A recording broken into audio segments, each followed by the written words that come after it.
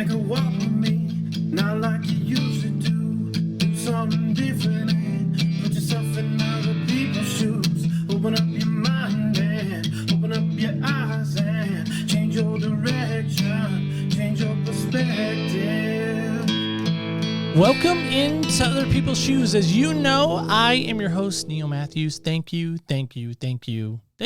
One more time. Thank you so much for joining me today. Super excited about today's episode. I do have to caution you, though, a little cautionary tale, maybe perhaps. What we're going to be talking about today, I do believe demands and almost requires some of your attention today. So can I just ask just in advance right now that you would just give this your undivided attention? Because to me, we're going to be talking about a topic that I've always been curious about, but maybe never had an opportunity to really walk that curiosity out. What am I going to be talking about? Well, stay tuned for that. By the way, if you'd like to connect with us, please do so at opspodcast.com. You, of course, can click on that connections tab, leave us a voicemail, send us an email. We'd love to hear what you love about the show, even what you hate. I know haters going to hate. Taylor said that best, but I'm serious. Like, I really do want to hear what you have to say and what you think and directions, of the show that you'd like to see it going. If you were in charge, what would you do? I know, crazy as a host to say that. I'm serious. But if you'd also like to follow us, like us, tweet us, you can do so at OPS Podcast Show. A little different, but do that as well. We, of course, would love to hear from you over there as well. We're daily posting, so it's cool stuff. Cool little 8-second videos. 8 seconds. Give me 8 seconds daily. Guarantee it might change your life forever. With that said, help me welcome her in. It is painful to say this introduction, by the way, and you'll hear why in just momentarily, but help me welcome her in all the way from Raleigh,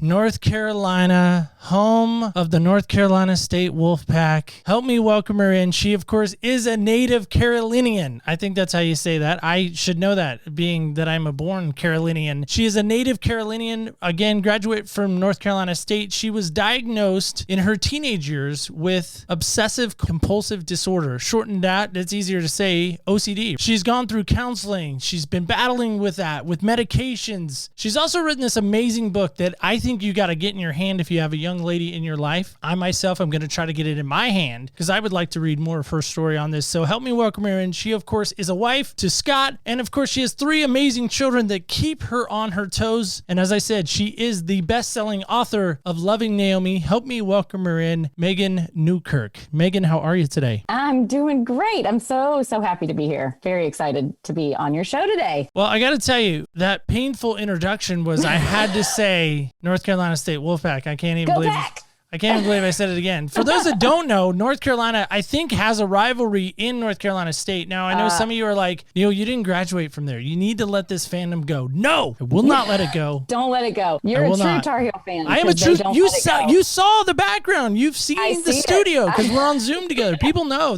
She was like, wow, you really have a lot of light blue. She said that in the green room. It's an awful color. I mean, red is just way more attractive. But Wolfpack and the Tar Heels go way back. I actually, truth be told, I want to say it was high school. I almost got into a fist fight once. And it was over an NC State Carolina basketball game that NC State had won. And an acquaintance said that we won and it was lucky. And I did not agree. I did not think it was a lucky win.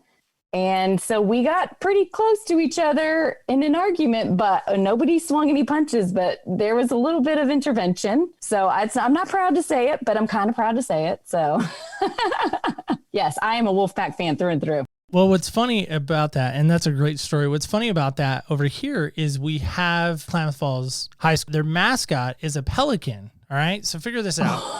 A pelican of all things, right? But here's where it gets wacky is during cross-country season, they would put up the Wolfpack sign.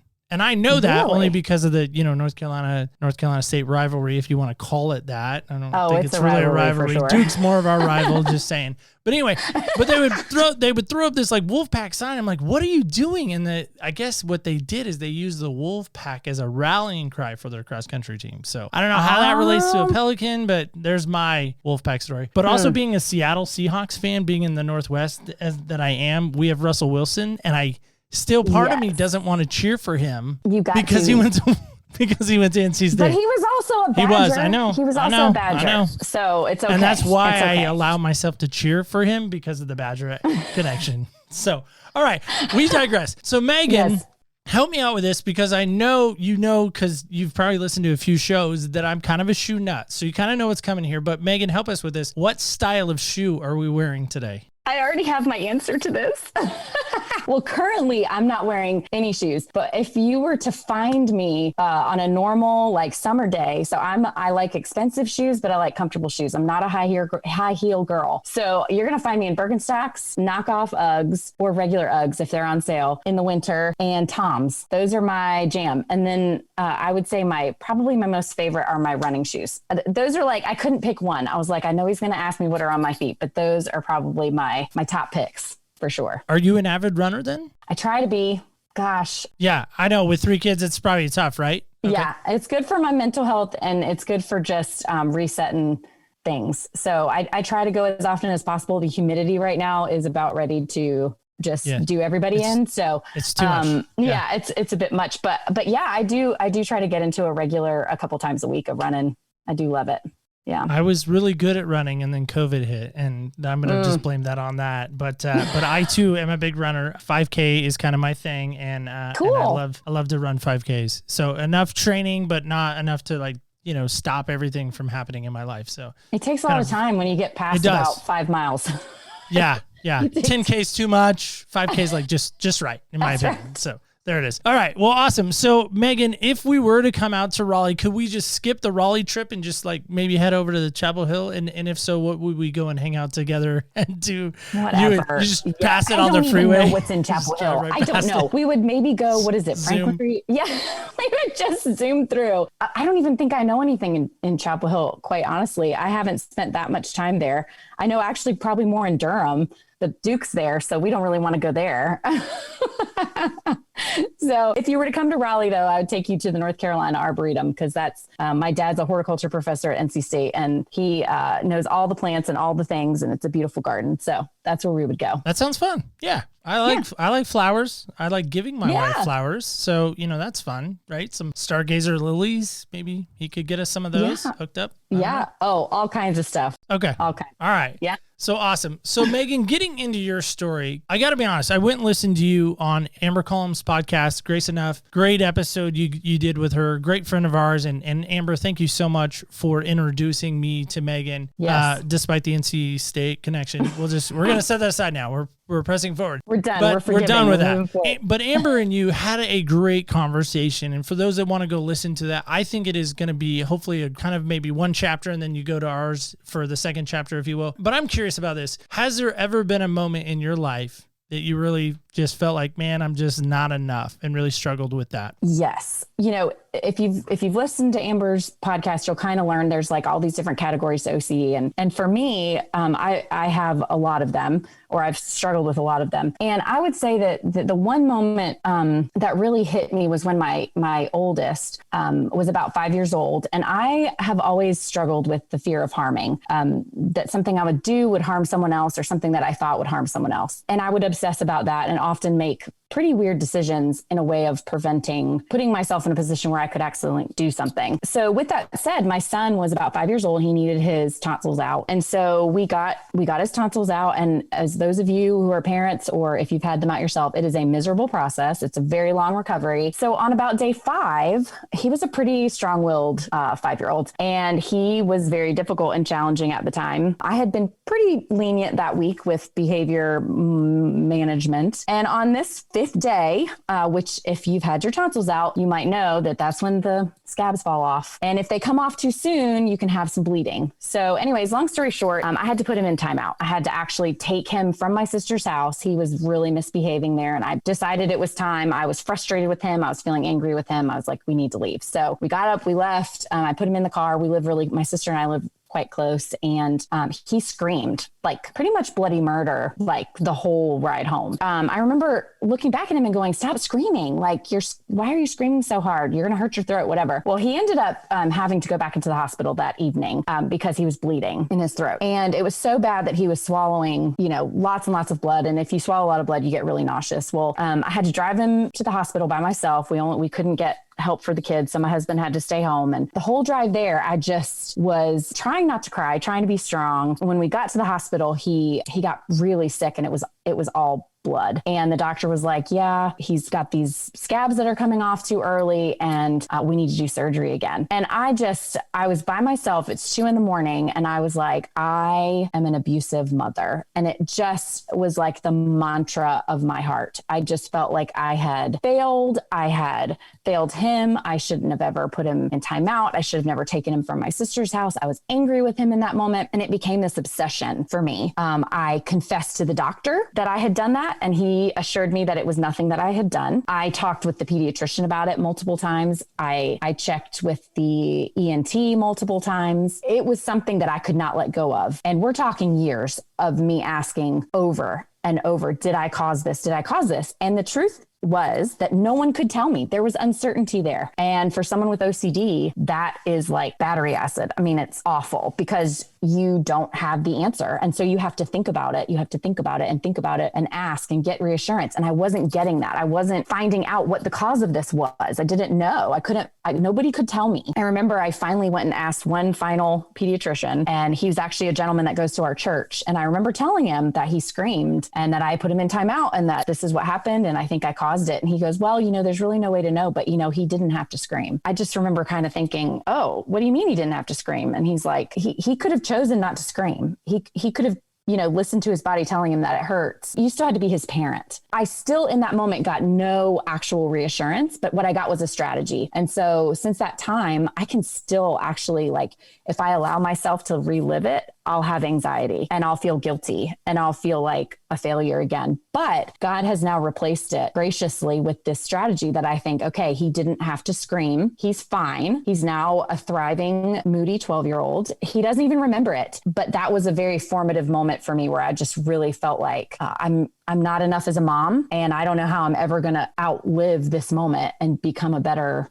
version of the kind of mom that I wanted to be. Well, first off, what you're describing to me sounds like just any other normal, mom. We could even scratch out mom there and put dad in there. I mean, I'm sure I've had a dad moment like that myself, right? Where maybe I overreacted or maybe I punished too hard or, whatever. I mean, to me, it sounds quote unquote normal. But for you, Why is that so not normal? I mean, you mentioned the OCD, obviously the portion of it. One of the questions I had for you was help us understand how OCD is so hard. Because again, I've read some of your stuff on your blogs, which are fantastic. People should go definitely check that out. And it did give me a little glimpse of what you walk through. For me, I have no concept of OCD. I think of, again, Howie Mandel. I know he's prominent in our society as far as open about his OCD. Like he has to wash his hands. He's a germaphobe.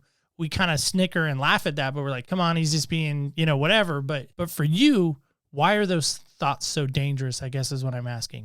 Well, I would say they're constant. They're anxiety producing. They lead in a circle. So there's really no end. It kind of goes past like a point of just generalized anxiety where maybe you feel anxious about a particular situation or you're just living at a heightened level of anxiety. But with OCD, what happens is it becomes necessary to perform these rituals in order to feel relief from that anxiety. So like in the case of the tonsil episode, I would get into I would have a panic attack at even the thought of what had happened with him. And then it would cause me, I would sit at the end of the bed and truly relive the moments when I made him sit in timeout, of when we were driving. I would torture myself kind of reliving these things. And I would have to rethink, like, was that abusive? Was it not abusive? It's almost like a detective trying to, weed out what the truth is and what exactly happened and why. And so that rumination is one of the very common OCD symptoms. Also, the seeking of reassurance is a really, really big one also. And it becomes like your whole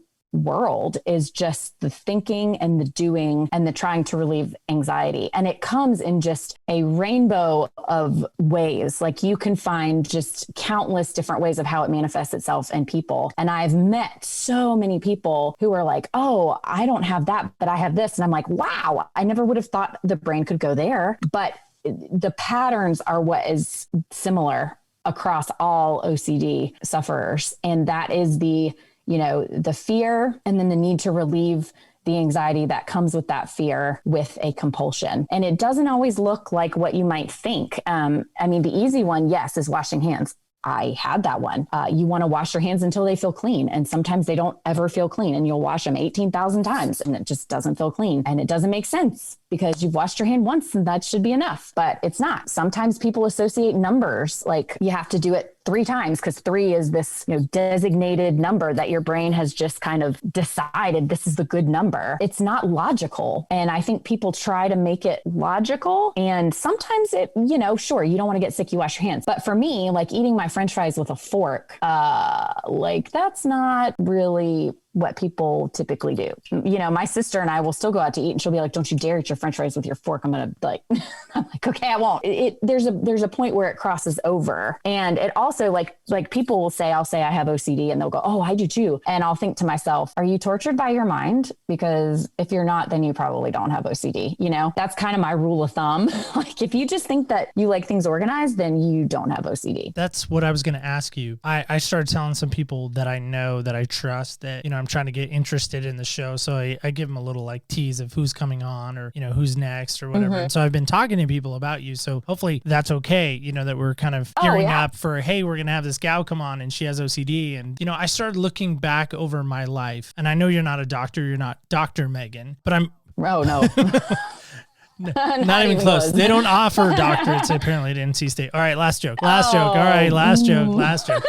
But what I'm wondering about is like, for years, and when I say years, like I can't remember a time of not doing this, chewing my fingernails. Does that make me OCD? Does having things like in groups of 2 or even numbers, does that make me OCD? No, because you're not tortured by it. It's not inhibiting your life. I mean, I think we all, like, it's a spectrum, right? Like we all have tendencies. I mean, it's no different than having maybe you have a depressed day, like, oh, I was really down for this week or this season or whatever. Like, but that doesn't mean you have clinical depression. We all have these little, like nuanced idiosyncrasy, parts of our personality, I right? think is the word. Idiosyncrasies is a great, yes, that's perfect. Yeah. And so, we all have things like that. But like for me, as a kid, and I think I mentioned this in the other podcast too, but I like in having these kind of intrusive images that I didn't want, I would dig my fingernails in the back of my hand, and I had cuts like all along the back of my hand from my fingernails in fingernail shapes. And I would lie to my friends and go, oh, it's just my cats, that is scratching my hand. But really what it was me trying to stop those thoughts that feel out of control. You don't really, we all have like little weird thoughts every so often. And now that I'm more balanced in my thinking, I realize like, oh, they do just happen, to everybody. And I've realized that. But when it's this just kind of cascade and waterfall of what is my brain going to think? And even when you're not thinking something scary or getting a weird image, you feel like you're at the top of a roller coaster about to. So there's this constant anticipation and fear of like, what could I possibly think in this moment? It's really tiring, and it becomes, and then you obviously you find something to fixate on because your brain can't let it be empty. And then that becomes the thing, and all other things that you've worried about before get really small. And it's just that one thing suddenly becomes the big thing. Well, you wrote about it too. And really it's a great blog. I actually went out and read it on your site about a hammer. And if you wouldn't mind, maybe talk about that, because to me, when I read through that, one, it gave me a perspective of maybe the thought process and things like that. But to me, it gave me, I think, a little glimpse into these invasive thoughts and why you personally really have to take those thoughts captive more so than maybe somebody else who doesn't suffer from OCD. Maybe speak on that if you're willing. Oh, yeah, absolutely. So I think like for me, getting back to the whole harming thing, obviously, I also have a pretty big imagination. I wrote a book, so there's lots of stories in there. And I think when you have an image that really can be haunting, it latches on. And the more you think about it, the more your brain thinks that's important. So I don't remember when it happened to me as a kid, but I just remember there was a time when my dad must have been working on something. I was young enough that I don't remember when it was. He was working on something and the hammer was out. And I just, got this violent image of taking the hammer and doing something with it to my loved one. And it shook me, and I had physical response. And I like I said, I don't remember exactly what it was, but I just remember never being able to pass a hammer without feeling fearful of those thoughts. Well, then being fearful of the thoughts became fearful of the potential for actually doing something. When you're fearful that you're going to do something, you have to prove to yourself by your thoughts that you're not going to do it. So then you have to replay what you're going to do instead And then that triggers more intrusive thoughts because you're trying, it's like telling somebody don't think about an elephant. They're just going to think about an elephant or a zebra, whatever the the animal is. But you know, I think for me, picking up a hammer felt like, and I kind of describe it actually in the book, the character, I think, has to touch it or something at one point. And I mean, it physically feels like a jolt to your system. Like, what am I going to, and the fear itself is so overwhelming. You think that that's a desire to do it. And OCD is a liar in how you even remember things. So like you may have an experience or have a thought and you try to relive it to prove to yourself that it means nothing to you. Well, your brain will insert all kinds of feelings and thoughts, other thoughts and emotions that you're like, wait, if I'm feeling this at the same time, then it must mean that it's true. And it doesn't even really remember the actual initial interaction correctly from that point forward. So you've kind of lost your credibility because you can't remember it right because your OCD is changing it all around. So for me, it took many years of just kind of like getting over that whole hammer thing. And really it was other things. It was knives. And that was much in my younger years, probably college age, that I would just kind of cringe and like I just couldn't bring myself to interact with whatever that was. And sometimes I'd be fine. Like sometimes I'd be chopping vegetables and then it would just come out of nowhere. And that's also unnerving because you kind of never know when it's gonna strike. That's fascinating on so many levels, but also so just peculiar. Not that, you know, I'm being very delicate because I don't want to, you know, trigger anything. That just to me shows, as weird as it's going to sound, that to me shows that there is a creator. Oh yeah. Because how else could all these like whatever's, and I don't even know the terminology because I'm not a neuroscientist or whatever. I don't even know if that's the right word. I'm not a brain guy. I did watch Grey's Anatomy once, but that was it. Just once. But you know what I mean? Like to me, you're married, you got kids, you know, kids have their own messes and things like that. And that's what I think of OCD. Like things have to be a certain order. Like the vacuuming needs to be done, you know, hand washing. We talked about that. I never even thought about the intrusive thought thing until I met you and started, you know, obviously looking into what your stuff is all about. And to me, that was the most fascinating thing I think I learned from your work and the things that you've shared online and stuff. So just cool, but also like, just like, what? Well, I am cool, but yeah.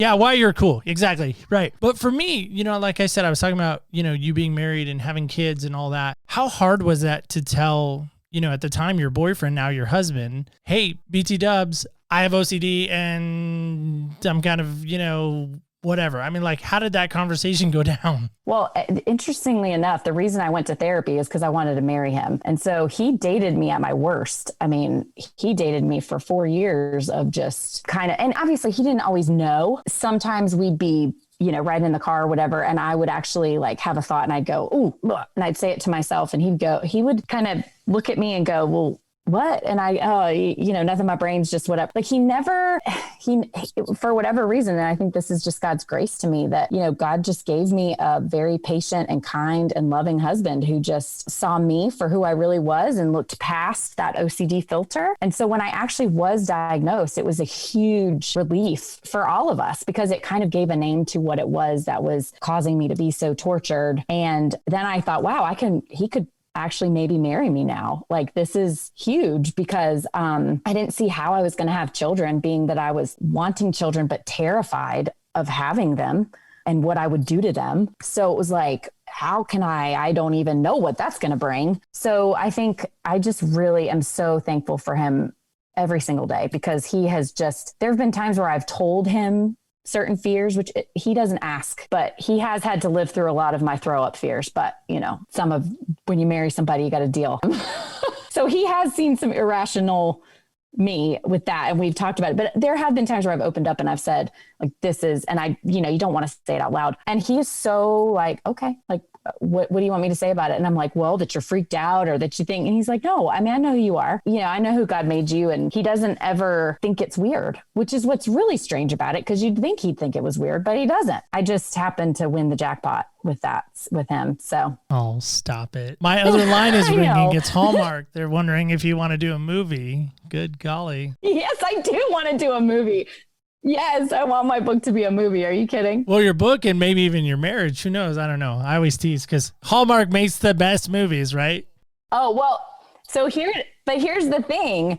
In the book, it's actually very much based on our experience. So the two main characters, Naomi and Joshua, are actually very, very, very much based on Scott and I. It's funny because when he read the like really janky version that needed a lot of grammatical correction. But when he got done with it, he was like, is Joshua like supposed to be like sort of like me? And I said, well, yeah. And he's like, well, you wrote him to be a lot nicer than I am. And I was like, oh my word. But he's just he's hard on himself. And I'm like, dude, come on. Also, Shayna, the sister character, and Bo, her love interest so Shayna is Naomi's sister, and she is my sister all day, every day. And so that was just super fun because this book was I never intended to publish it. So I loosely started writing about people in my life, and then it got bigger and bigger. And then I went, oh, should I ask you guys if this is okay? Like, I think I'm going to publish this. So I'm asking for a friend. Should I publish this? Yeah. I always do that when I don't want to answer something. Okay? I'm like, I'm asking for a friend, you know? Yeah. Is it okay if I write about this aspect of your personality? Is that okay? Maybe. Easier to get forgiveness than it is to get permission sometimes. Just saying. Absolutely. You get a diagnosis, but that doesn't necessarily, quote unquote, cure you of OCD, right? You're going to always, unless God somehow delivers you, being a person of faith, sounds like you are as well. Unless God somehow delivers you, Meghan, you're always going to be dealing with OCD. Does that ever make you question, like, God, I'm just not enough for you? You had to give me this burden? Do you ever like question your faith in him, or do you allow yourself to go down that road? I would actually say no. I've questioned myself as whether or not I'm enough for God. Like I've had a lot of, particularly when I was a kid, a lot of scrupulous thoughts, scared of saying certain things that might end up, land me in hell or whatever. I think I've always seen people with much harder things. So I feel like even though this has been super hard, and I'm sure there have been days where I've asked God why, I think he's also blessed me with maybe a little bit of perspective that everybody's got something. And so this just happens to be what I've got. There have been seasons where I think my family probably was like, wow, this is a lot. And maybe they were a bit exasperated with me. And I was oftentimes exasperated with myself. I feel as though it's led me closer to him because it's kind of forced me on my knees a lot because he is my biggest strategy. So, and I don't mean just praying the anxiety away. I mean, like he walked with me through ERP, and he walked with me through all the times that I've had to have panic attacks, testing myself to do something I don't want to do. And if he wasn't walking with me, and I feel him with me, he is providing peace for me in those moments. So he's really a tool as much as he is my creator and almighty God. So I add that to his list of many, many wonderful qualities. But thankfully I've been blessed, and it has not caused me to doubt my faith. Yeah, that's fantastic, because I think about if it was me, again, if I'm in your shoes, which I think we decided on running shoes, which I'm okay with, or maybe the off-brand Uggs, or I say the Wish version of Uggs, whatever it may be, it's fine. Yeah. But for me, if I'm walking in those shoes, to me, I think I would have played the blame game, unlike you.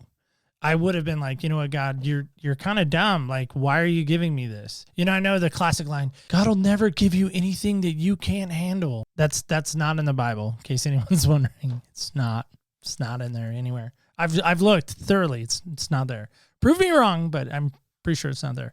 But leading back into you, for me, how do you best describe OCD to somebody who doesn't meet you? Like somehow we meet in a mixer, or we meet, at a North Carolina NC State basketball game, which we're dominating at halftime. And so, you have no shot. But somehow we bump into each other. Like, do you just naturally tell people? How does that come up in conversation? Or how do you get people to try to understand kind of where you're at or where you're walking, if that makes sense? When I was younger, given that I had a lot of that relational OCD, oftentimes it would come out because I would follow up something with a, hey, I didn't mean to say fill in the blank. And I'd be obsessing about something. I'd have to go back and check and get some reassurance from them. So it would always come out in this like very uncomfortable way. Cause it would be like, oh, I have OCD, and people are thinking, okay, she likes things clean? Why does she care about what I think about, so there was already a lack of understanding, and I also didn't want to talk about it. And I couldn't walk away from those conversations without having more intrusive thoughts. So I kind of avoided it at all costs. And then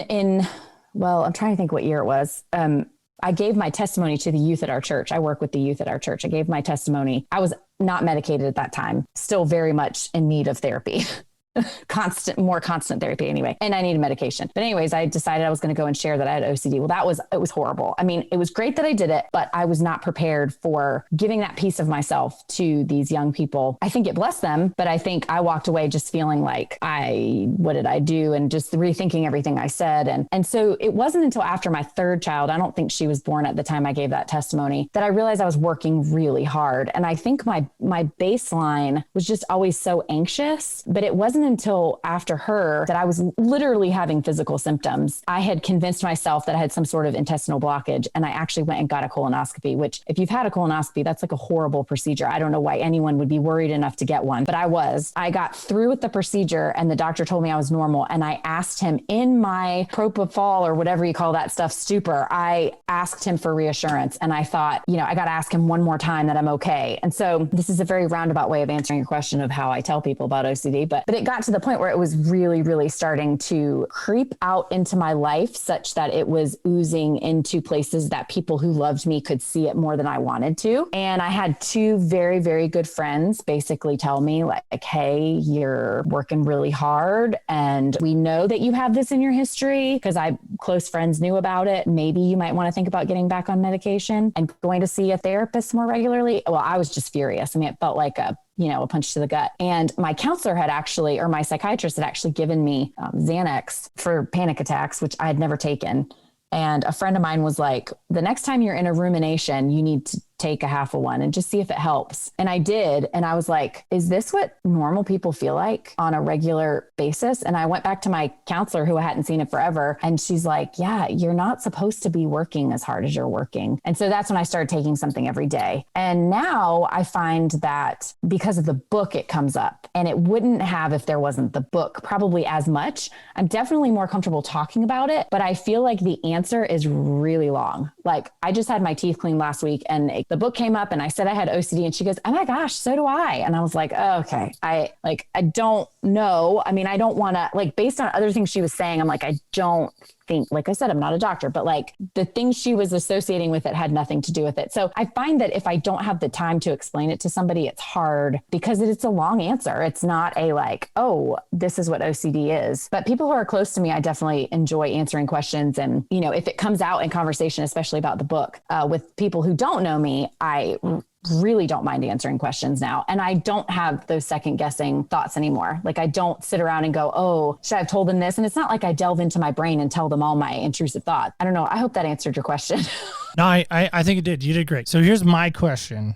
As you say all of that, do you wish you didn't have it? No, I really don't. And I don't know that I would have always said that. That was going to be my next question. So, I mean, if we jumped into the DeLorean, right? We went back to, little Megan in I guess what, middle school-ish, where you first start kind of discovering that you got this hamster on the wheel that just can't get off. And I said to you, we're in the future. Like I got to come somehow. I don't know, because I own the DeLorean, maybe. I don't know. But I got to come with you because I would want to see your reaction maybe. But in all seriousness, somehow we got back in time and you got to walk up to that middle school you, maybe say some things to that middle school you that would identify who you are. I know this is going to mess with the space-time continuum, butterfly effect and all that. I get it. These nerds out there are freaking out right now. But I'm being serious. Like if we could somehow get back in time and you could address that middle school you and you could verify that it was you and you could say, listen, little girl, let me give you a hug. You're going to be okay. But I'm here to either A, take it from you, or B, let you live it out. What do you think that middle school girl, and I know it's a big what if, but what do you think that middle school girl would want? Oh, she would want me to take it. She would want me to take it. And I didn't even think at that time I understood. And what's really kind of ironic is actually, so in OCD language, contamination is a big word. Like things become contaminated and can no longer be dealt with. And honestly, like when I would walk through school, my shoes were contaminated. They were the first object that in my mind I considered contaminated. So there's a little irony here with the other people's shoes. But I think that middle school girl would want me to take it for sure. I think I would probably just advise her that, this too shall pass. Sanctification is not a fun process. We all have to go through it, and God uses different things for different people to bring him to himself and for our good and his glory. And as hard as it is for me to say that I'm thankful for it, and I think probably the first time I actually said that, it probably tasted like vinegar, but I am. Like, I truly see how God has just created relationships, and he's brought people to himself. He's brought me to himself. He has just blessed me in so many ways that have come through OCD.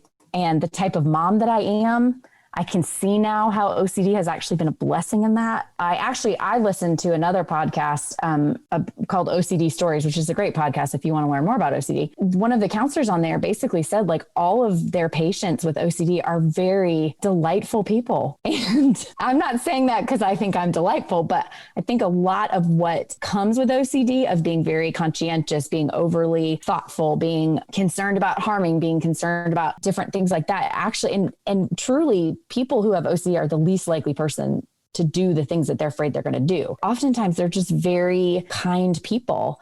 And I'm really, truly not trying to like toot my own horn here.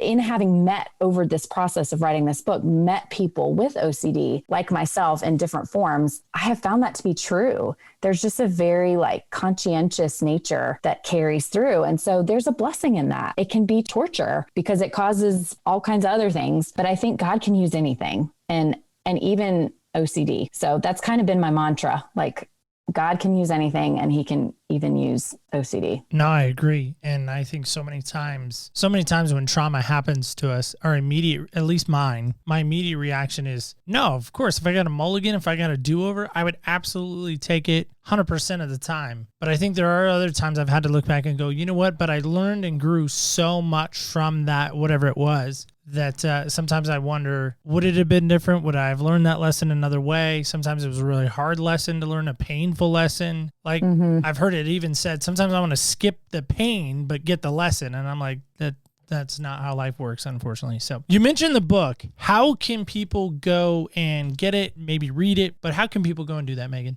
Yeah, so it's on Amazon. It's called Loving Naomi. You can also get it at www.westbowpress.com if you want to get it straight from the publisher. I have a website, which is MeghanNewkirkWrites.com. And I do have blog posts from last year on there. And then I'm starting up my fall weekly posting. Had to take the summer off to kind of kick back with the kids, but I'm back at regular writing. So I think I'm trying to take the blog as an opportunity to like highlight aspects of OCD. And then the book is very much an entertaining way to learn about OCD. I would definitely recommend it for, I think you said at the beginning, which I think is spot on, young girls.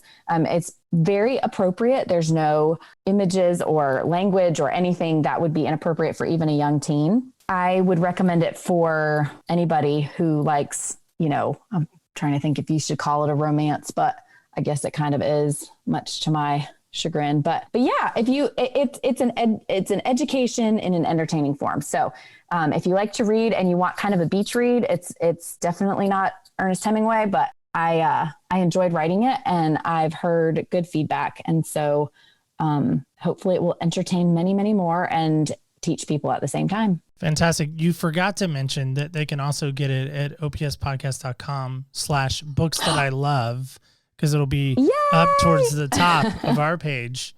So they can also go there if they didn't get all that you were saying. They can go there as well. Now, mind you, it is not above the Roy Williams, Dean Smith, Carolina books. Oh my word!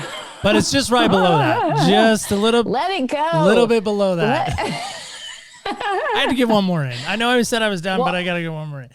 I will confess, I do, my husband and I joke, like, if you're going to become an NC State fan, you also have to have somebody who can be your like basketball therapist, because the struggle is real. I mean, you think every year is going to be our year, and it's just never happens. So this year is our year. I can feel it. Kids in blue, just either one, whether it be the kids from Puke Town, Blurum, or however you say it, Blurum. I don't even know. Oh my gosh, Durham. No, it's Blurum or something. I'm not even sure. I can't even say that word. It's just funny. Our last question goes to you, and I'm really excited about this because I'm curious about your answer on this one. So, did some research, by the way. Have you been to Carter Finley Stadium? Have I been to Carter Finley Stadium? Yes. Do you know, just ballpark guess, seating capacity of said stadium?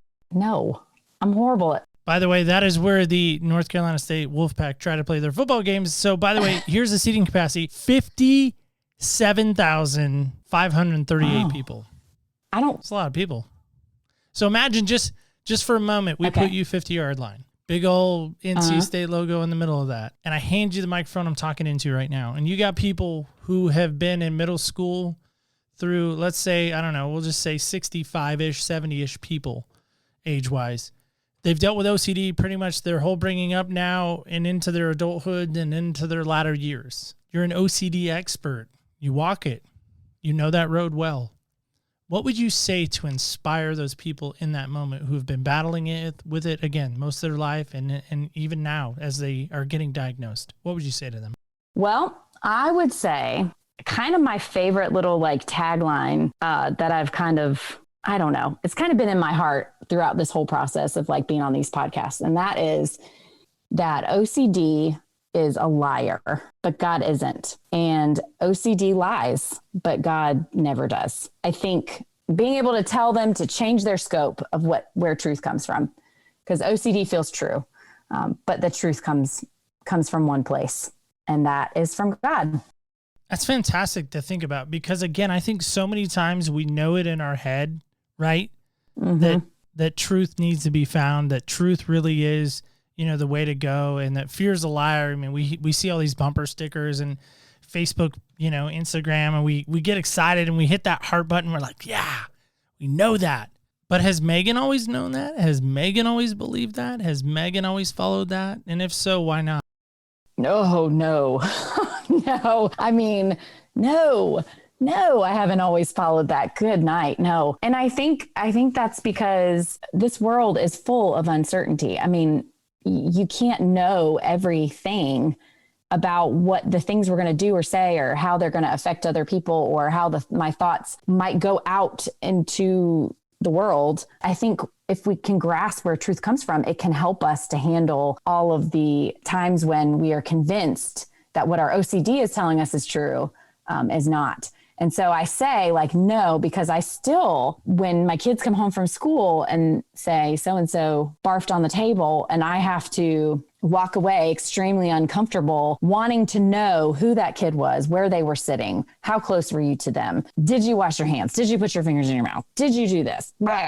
And then the next, 24, 48 hours of agony because I don't know if my kid's going to get sick. In that moment, I got to really be preaching to myself, and I got to really be using my strategies, because for me, prayer is a strategy, but sometimes I got to really tap into like the practical. I'm not allowed to think about this after this certain time. I can't call my mom 15 times and ask her if the kids are going to be okay. Like those are those practical things that God provides. So I think it's just important to have a good therapist and to be on the right kind of medication, because for me, the reason that I'm sitting here today able to talk to you is because I take Prozac every night. So if I didn't, this would be impossible, because I would be so worried about what I would say. I might do it, but I would be miserable after. I mean, I still struggle with those fears even today. With giving up control. Well, thank you for your transparency on that and your candor. I really appreciate that. By the way, in preparation for today, I came across this amazing quote. I want to get your thoughts on it, and then we'll play a game together, because games are fun, right? You love games? Yeah. Games are fun. All right, here we go. So here's this quote. I'd love to get your thoughts on it. It says this. It says, "A lie can travel halfway around the world, while the truth is putting on its shoes." What do you think that means to you? By the way, Charles Spurgeon said that. So I love Charles Spurgeon. All right, read it one more time if you don't mind. I'll get it to you again. Just make sure. Not at all. So here we go. So a lie can travel halfway around the world, while the truth is putting on its shoes. Wow. Man, that is deep. I mean, truth takes work, which, I mean, putting on shoes implies work, where the lie is just traveling. I'm not really sure what his intention was, but it is hard to know the truth. It's hard to tell the truth. It's hard to speak the truth. It takes effort and work. And I love that. Wow. That I'm gonna have to think on that one. I just was Googling, I don't know why, but I was Googling shoe quotes today. No way. And seriously, I don't know why I hadn't done that before. But anyway, so that popped through and I was like, wow. And I read it like a few times, like, you know, I couldn't quite get my head around it. But the thing I came to the conclusion of, much like you did, is truth does take work. Yeah. It implies like, hey, you're going, you know, when I put my shoes on, I'm going somewhere. I'm making it happen. Right. While a lie is so easily traveled. Yeah. Doesn't take a lot of work. I almost picture like a breeze, you know, like it travels. Yeah. It's just, right. You know, like think how quick a rumor goes around, right? Like, right. The game telephone. Yeah. I mean, it goes, I'm going to have some sort of like really genius thought at like 3 a.m. on that. Don't call me. You can email me, but don't call me. I promise. All right. So here's our game. We love this game. By the way, before we get to our game, Meghan, thank you. Thank you so much. I know you took time away from your family. That's a big deal to me when people do that. You know, took time away from your husband, the Hallmark husband that he is. Tell him I said that. I will.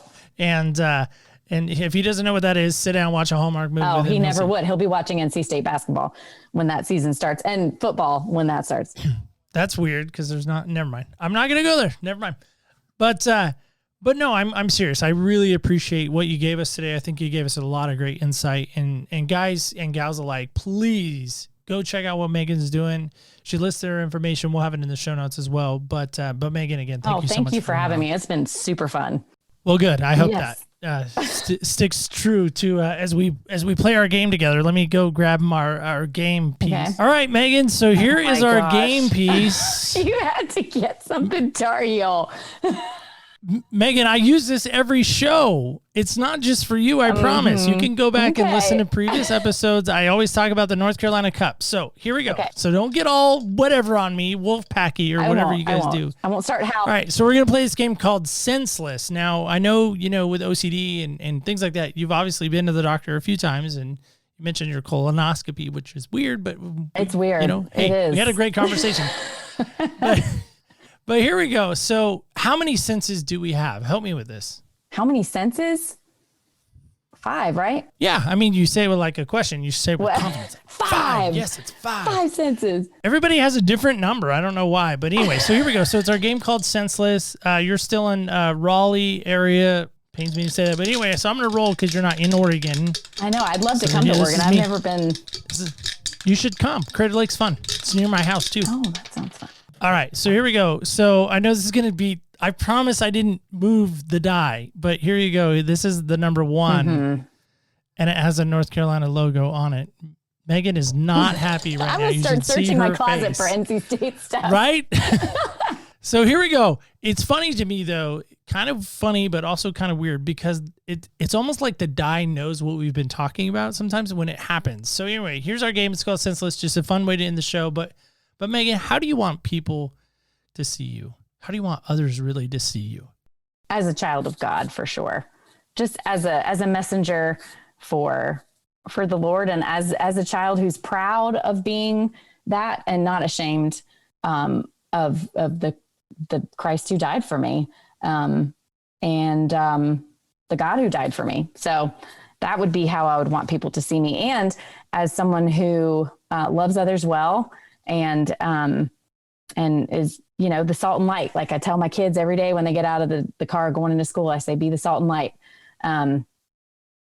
So, you know, that's how I'd want people to see me for sure. And why is that so important to you? I mean, you could have picked anything. Why do you feel like that's so important to you? That is so important to me because I just feel like that's kind of what we're called to be. And if God calls me to do it, I should want to do it. And I don't always want to do it. I don't mean to say it like, oh, I want to always do what God tells me to, but if God commands it, then I want to do it, and I want to. So yeah, having people see me as the salt and light, which I guess salt is a little bit taste, which is a different sense, but you know, you get me. I get you. Meghan, again, thank you so much for coming on. Really appreciate it. All right, kids, campers, guys and gals alike. I don't know about anybody else. I always walk away from these conversations always with a little bit more knowledge, always with a little bit more perspective. But have you ever really stopped to think about the internal battle somebody has? I mean, when Meghan's talking, all I kept hearing in my heart and in my head and in my processing of what she was saying was, are my thoughts enough for you? Are my struggles enough for you? Because here's a young lady that met an amazing man, really two amazing men, really. But the first one was her earthly husband. Boyfriend then becomes husband. That's kind of generally how it should work. Just so you know, taking notes at home, that's how it should work. You meet a guy, you marry a guy, it's awesome. But what if along the way he said, listen, Meghan, your thoughts are too much for me? And what if she encountered a creator, a God who says, you know what, Meghan, I know I made you, but your thoughts are too much for me. I can't handle you. You're too fatiguing. You're too this, you're too that. I ask you this question as we wrap up today. Who do you trust your thoughts with? Who do you trust those inner thoughts with that you don't share with anyone? Show of hands. Anyone got anyone? I know you're probably driving right now. It's okay. Don't raise both hands. Just keep one on the wheel. Maybe you're in the middle of that run like Meghan and I were talking about. Maybe just take a moment right now and just ask yourself that question. Who do I give my thoughts to? And if it's nobody's worthy of them, can I just ask you why? I know I'm a guy in Oregon, obsessed with North Carolina, asking you why. But I really want you to think about that this week. Who on this earth can you trust those thoughts with? Let me know. Let me know if you have somebody. Let me know if you found somebody. Let me know if you need help finding somebody. I have some friends that might be willing to help. Not might be.